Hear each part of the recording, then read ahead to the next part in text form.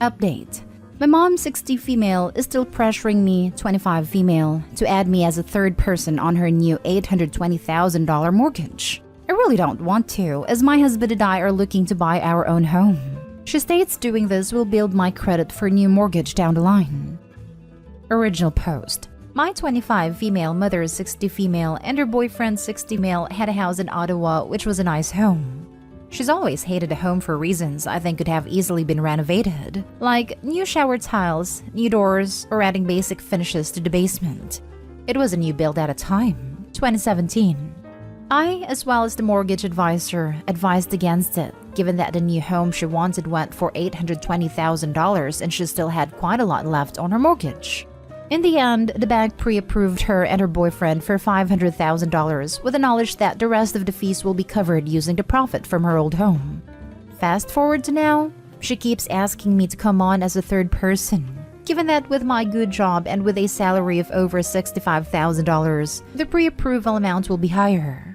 The issue is, I am now married, and my husband and I are also saving up to buy a home in the next few years. She dismissed it and said doing this with her will build my credit. And when I'm ready to buy a home, the bank will approve me and she will definitely co-sign with us. Is this a thing? Because she went and told her mortgage advisor that I'm interested, but I don't think she gave her the details.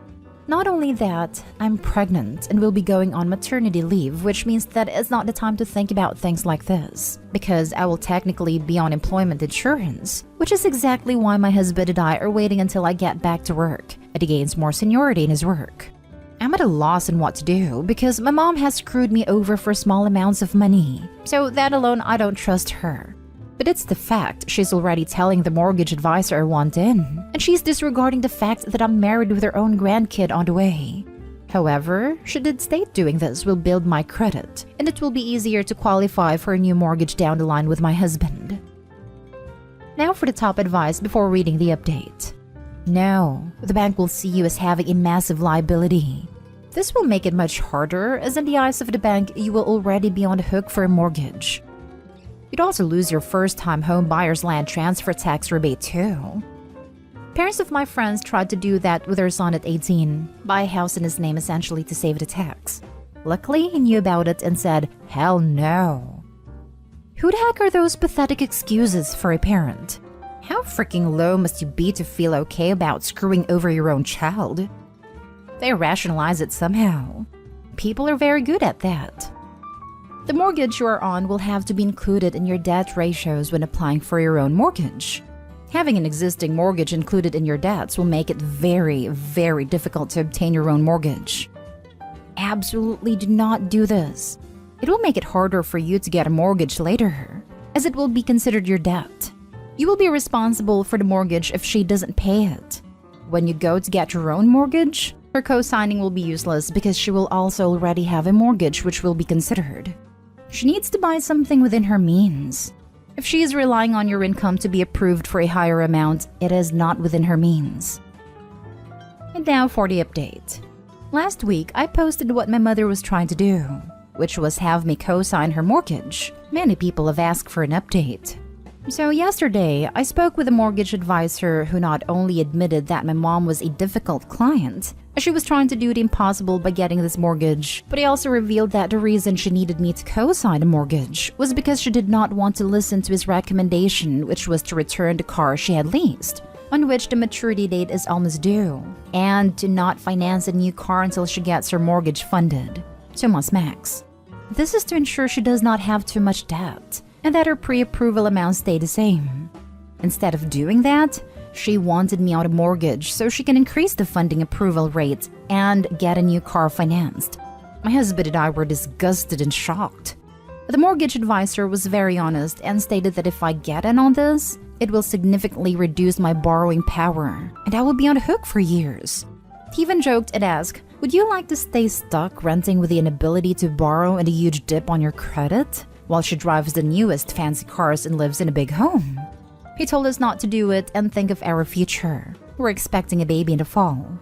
To cut it short, most of you are right. She had no intention of helping me in the long run, and it was only to satisfy her wants, while having no issues leaving my husband and baby and I on the hook for almost $1 million. I have confronted my mom, who has yet to answer my texts, and my husband has adjusted that we cut contact with her. I wanted to take the time to thank you all for your honest advice, and to the mortgage advisor who put reality before money. She states doing this will build my credit for a new mortgage down the line. Big lol. This is advice to give teenagers getting their first student credit cards. Absolutely. This would destroy OP's credit. OP would have no chance of getting a mortgage in a few years with $800,000 of debt to their name, and all those first-time home buyers' perks would be gone. But OP's mom would get a new car. OP, on a serious note, your mom should look out the buyout cost for her leased vehicle versus the resale value. The used car market is crazy right now, and most people can pay X dollars to buy out their lease, then drive the car over to the used car lot and sell it for X plus $5,000 or whatever. That's free money basically, so I highly recommend you look into it. I'm not sure which scenario is worse, that your mother believes this or that she thinks you're stupid enough to buy it. 1. You do not need a mortgage to build credit. Just a credit card that you never use. Paying down would suffice.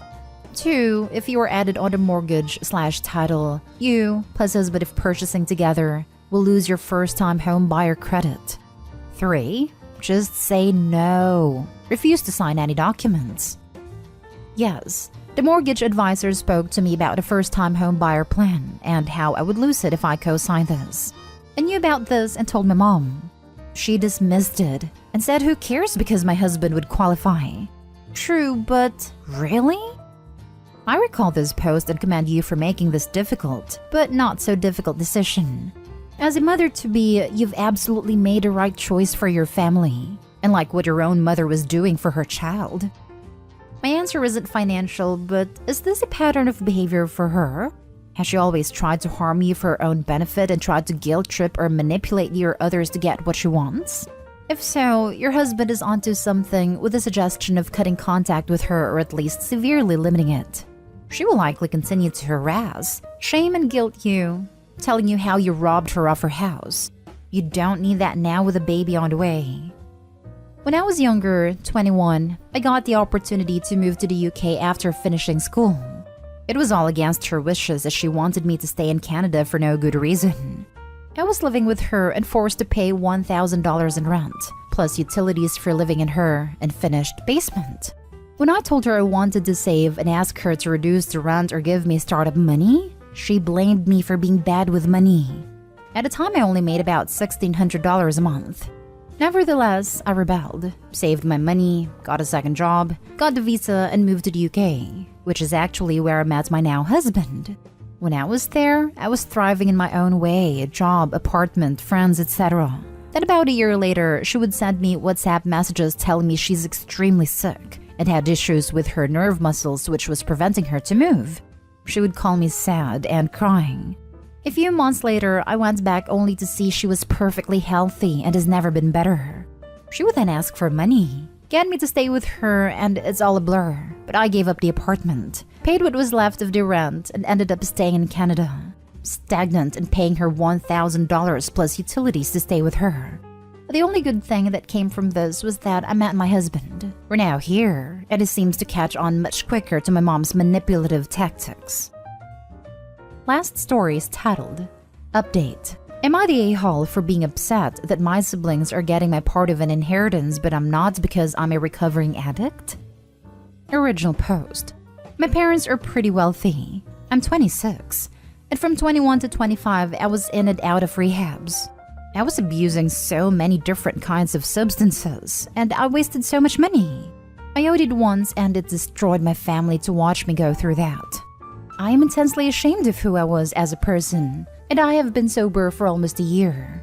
My parents are now approaching their late 60s and have started finalizing their wills and inheritance. Yesterday, they sat me down and told me that I will not be getting any of the inheritance, as they don't trust me not to relapse with all that money suddenly in my possession, and as a result, my siblings will be getting my share of the money. I was pretty upset about this, and I said that they were going to make my siblings rich, while I would get nothing from it, and that wasn't fair. I was almost yelling at this point. They told me to calm down, but I was too upset to listen, and I left. I called my brother and sister after I left and told them what my parents said, and they said that it was their choice and there wasn't anything they could do. I accused them of just wanted all the money for themselves, not caring about what happened to me. Today, I have my dad texting me that they are worried about me and disappointed in my behavior yesterday. I talked to my sponsor and he said that while anger is understandable, I have to do everything in my power not to ruin the trust I've built with my family over the past year, and acting like an a-hole addict won't help.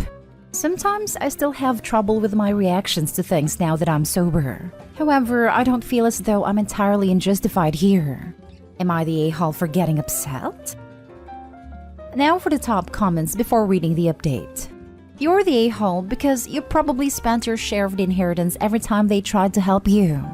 Seriously? Add up every dollar they've spent on your addiction, or ask them to add it up, and then ask yourself if you deserve any more. Don't forget all the time and emotional labor that goes with all this. How many days off or vacations got sidelined? How many sleepless nights? Emotional/relationship damage caused by things said or done while OP was under the influence. OP, you took up way more than your fair share, and way more than the inheritance is even worth. That's a fair point. As a PS, if you stay sober, your parents will treat you more responsibly over time. 1 year's nothing in recovery.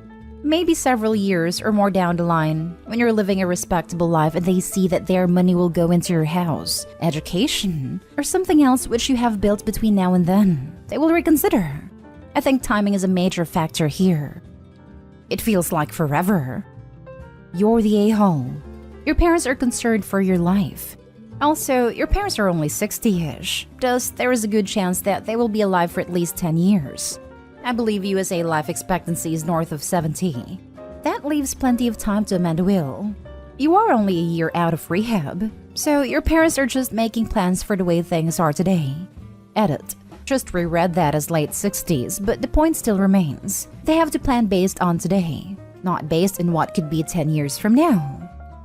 But the way things are now won't always be the case. First, congrats on nearly a year. That being said, you spent nearly 1/5 of your life in rehab. I wouldn't blame them for not trusting you yet, especially since I'd bet you were using before the rehab. I'm guessing your parents paid for that? Not to mention all the attention that had to be put on you. That could have gone to your siblings. Addicts are an Olympic-sized pool's drain on a family's mental health and finances. They worried about you, made sure you were getting help, paid for it, and you repay them by going ballistic about that they won't treat you as if you did nothing to them?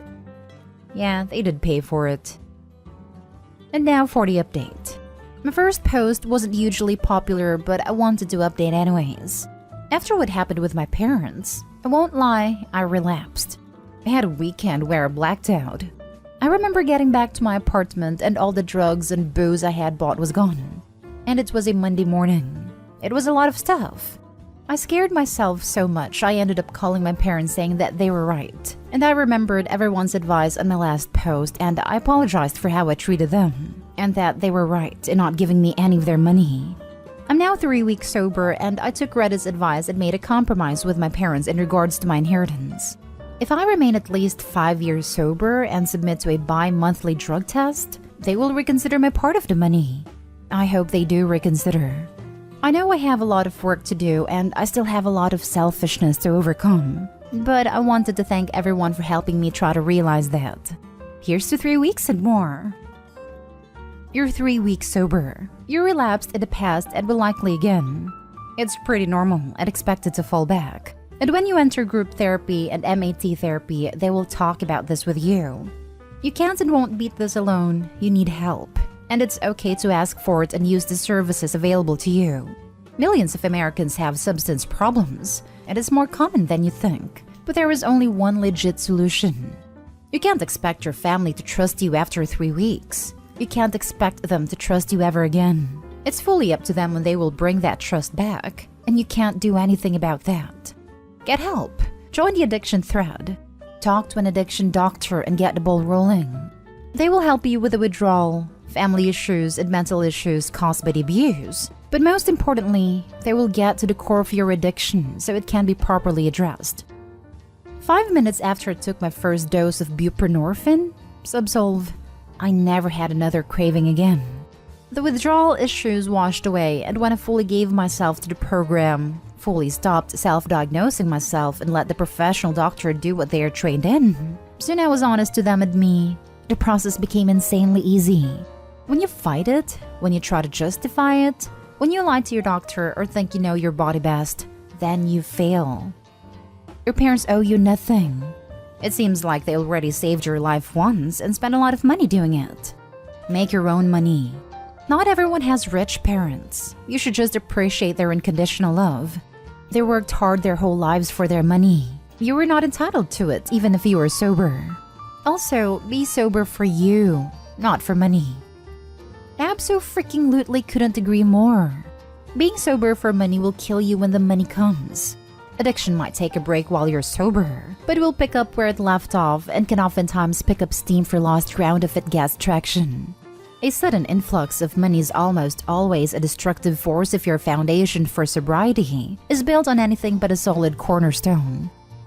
You more or less prove their point. At the first hurdle, you immediately used again. If they give you a penny more, you'll just relapse.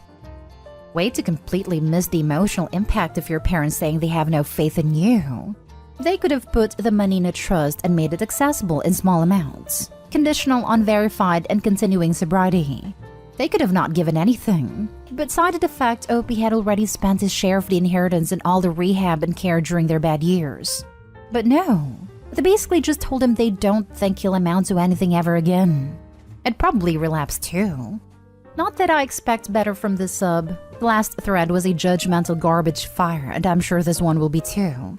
Huge amounts of people just straight up telling Opie is guaranteed to relapse again and is a piece of crap for doing so. That'll sure help him move forward. It's one thing to tell someone to adjust expectations and prepare for a struggle to maintain sobriety. It's quite another for hundreds of people to crap all over the vulnerable person at their lowest point. Nice job, everyone. Hope the self-righteous high was worth it.